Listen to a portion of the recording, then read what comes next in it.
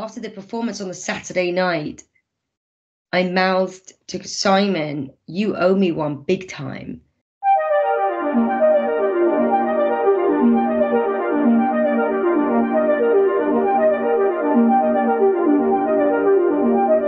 Because I didn't want to be there. And then that hit the press. 2014, I begged so hard not to be part of this. I had a cab waiting for me outside. I wanted to go home. I'm caught here saying, "You owe me." I was then introduced to the person that sexually assaulted me.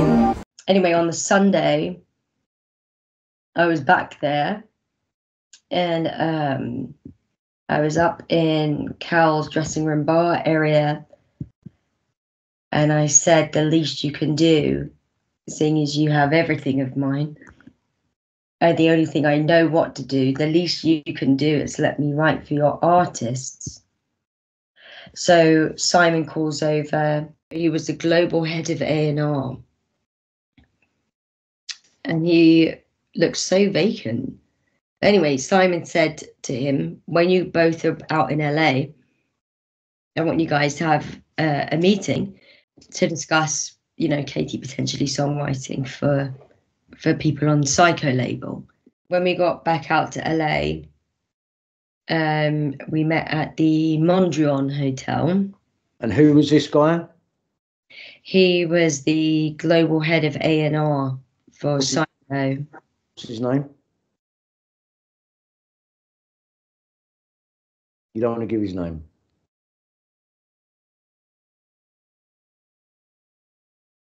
I do.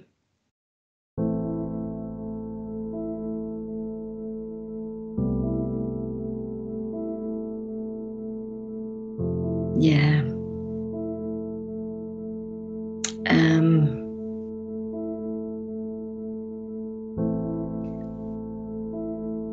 I'll get there.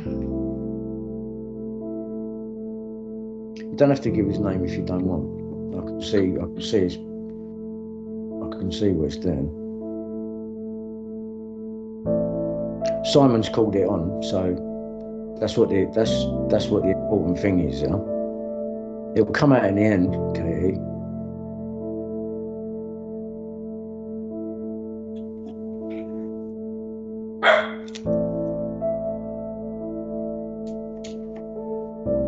I want to give his name so bad.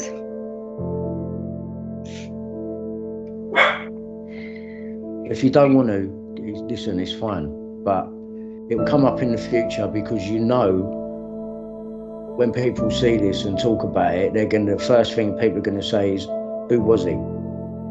But if you don't want to give his name now, you don't have to. So don't feel under pressure. Like, you got to tell me now.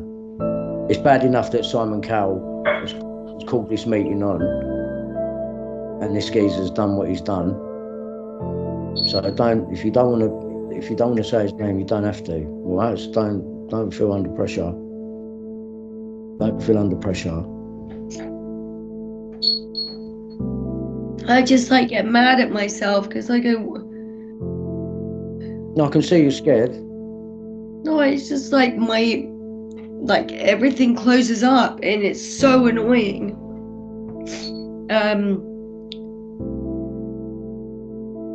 So I get to the hotel, and I know the Mondrian so well. I've been living out in LA for forever. I know the people that work there, and it's normal to have these types of meetings at night. And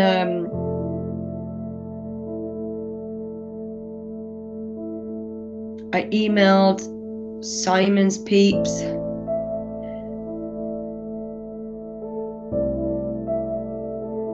I'm like, "Oh, here we are." I put a post out on Instagram, which is still on my Instagram. It's a picture of the pool. And I'm like, "Oh, I'm making magic happen." And our plan was to go to the restaurant across the street.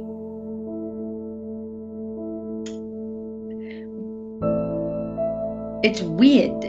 He just seemed still so vacant, is what I can explain it as.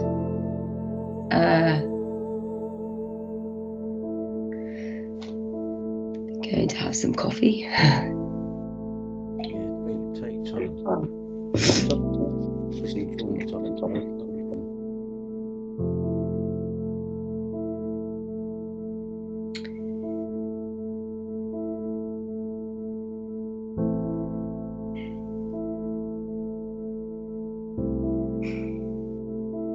Don't have to say his name. Or you can do that at a later time, but just know that people are going to ask who was the guy, and if we're going to get him at some point, he will have to be named. I know. And he will be got.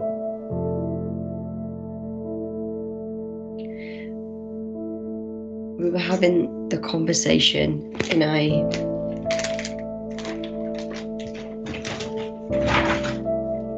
here.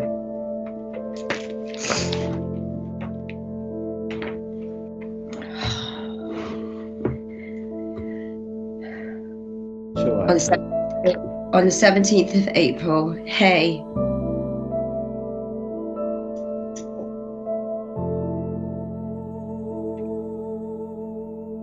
This is from him. No, this is me saying, hey, I'm with so-and-so. Tell Simon to give us a call. We have some fun ideas. After that, email to say, tell Simon to give us a call. We have some fun ideas. We're supposed to go for some dinner. He says he's left something in the room. I said, I'll meet you downstairs. And then, no, keep carrying on the conversation. And I didn't think anything of it. And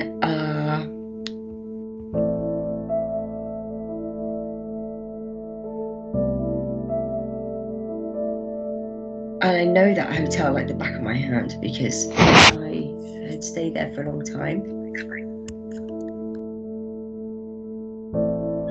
But it's weird. His room was like in that intersection bit, like it wasn't just in like the corridor bit. There was like I guess it was an interconnecting room. I don't know. But the door opened, and then it was like a vortex, like a wind gust, like it, and I was in there, and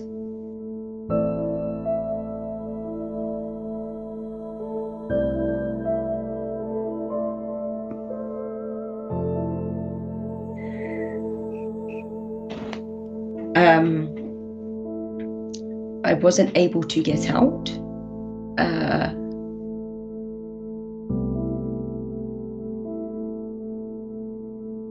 So you've gone from a restaurant across the street. We didn't go there yet. Oh, you hadn't been there yet? No. This was before you were supposed to be going over to go over across the street.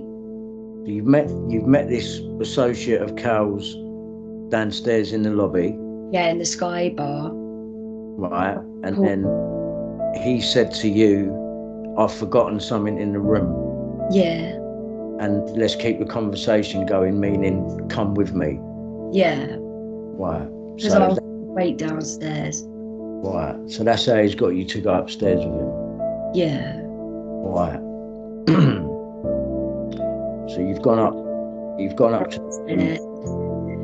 And then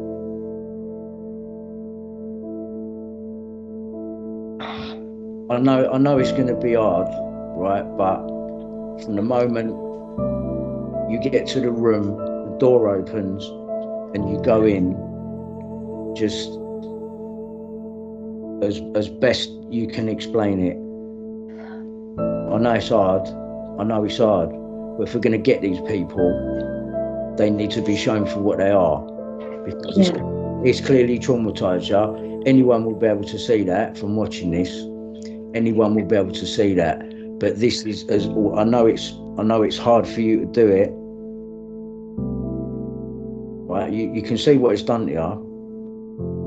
but just take me through it as best you can, because this is the moment where we're going to change things.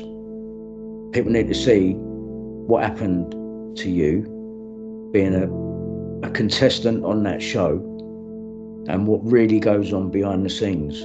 I get it, because it was hard for me. I've done a video where I'm sitting there bawling my eyes out, speaking about, and it wasn't even me that it happened to, and it just needs to come out, Katie. It just needs to come out. If we're going to get these people, they need it like a punch in the face. No, I know. Hold it in for the rest of your life, or we go, that's it, it's time. No, I know, it's time. And after what they've done to Liam, because no doubt that is sinister as fuck, it's time these people are brought to account, Katie. I know. It's time, and I know it's hard for you, but... Yeah, I know, I'm sorry. Sorry, it's not your fault. No, I know. I know it's scary. I know it's scary. It's not even that, it's just... It's sick.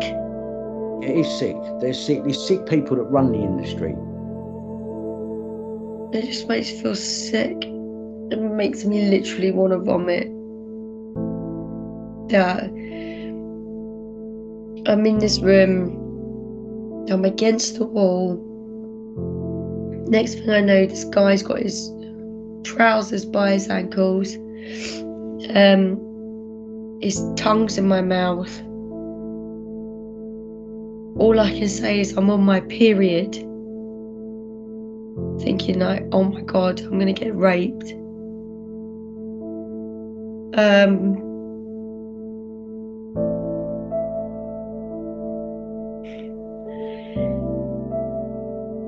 He's pleasuring himself. Oh, it makes me feel sick. He's wanking off. Literally right up against me.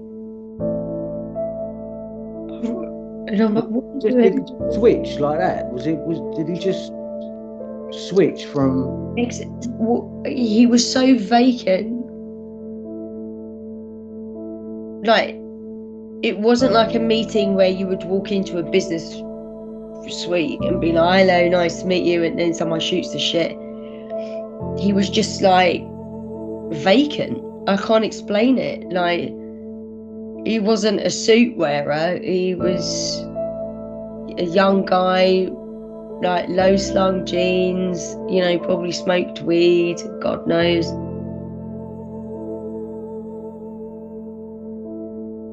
And it's difficult to wrap my head around, because I'm like,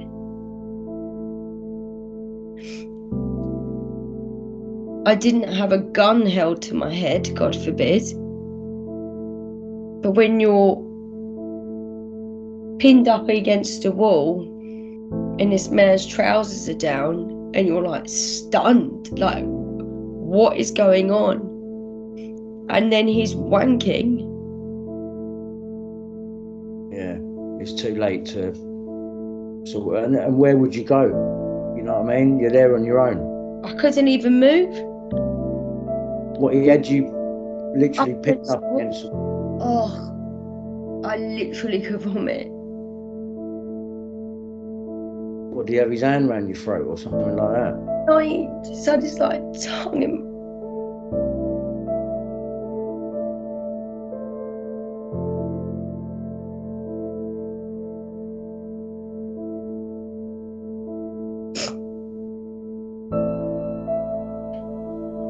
I thought I was going to be raped.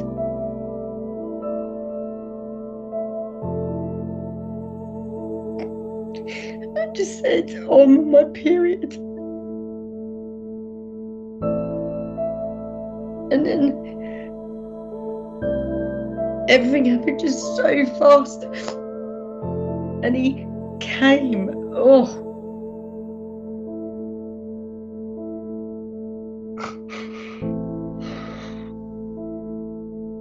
And I just thought, the second he like relaxed, I got out of that room and I didn't even take the lift. I didn't even take the lift. And then where did you go when you left there? I went straight downstairs and there was a line of taxis outside. And I just jumped in one and I called my best friend. He was never my best friend. Because she says, oh, these things happen. And I found out 2 years ago that she'd worked for Cal the whole fucking time.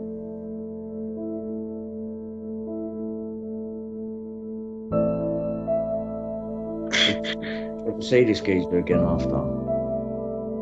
No. I tried to contact Cal, but he was always busy. And it's like I got blacklisted. And it wasn't until 2017 and I'd moved to New York and I just found out I was pregnant with my son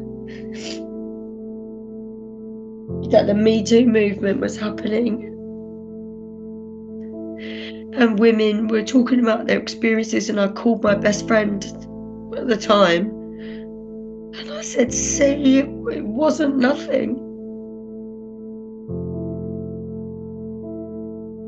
And then I went to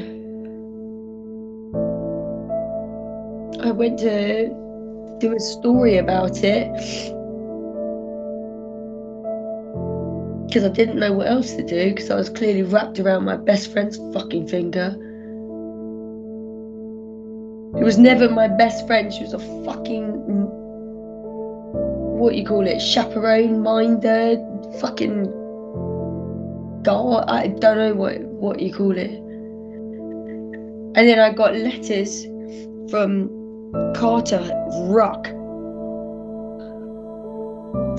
who were, I'm looking this way because I've got even here. You were aware that our client first became aware of the nature of your allegations from the Sun on Sunday newspaper back in 2017 concerning events which took place in 2015 in Los Angeles. And all Cal wants to do is take control of the fucking narrative. I went to the police in 2021. Everything was so confusing.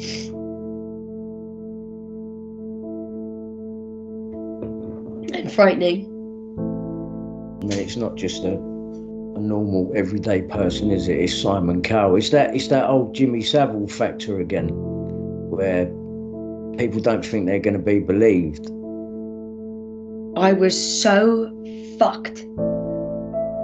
I was like, I just wanted to die. I had nothing. Gosh, I should clean myself up.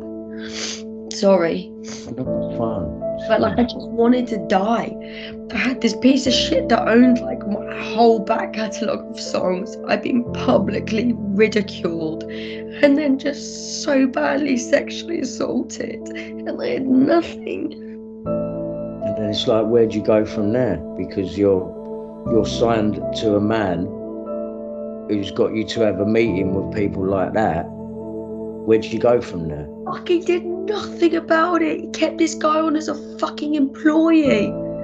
And then the fucking piece of shit did the same thing to somebody else.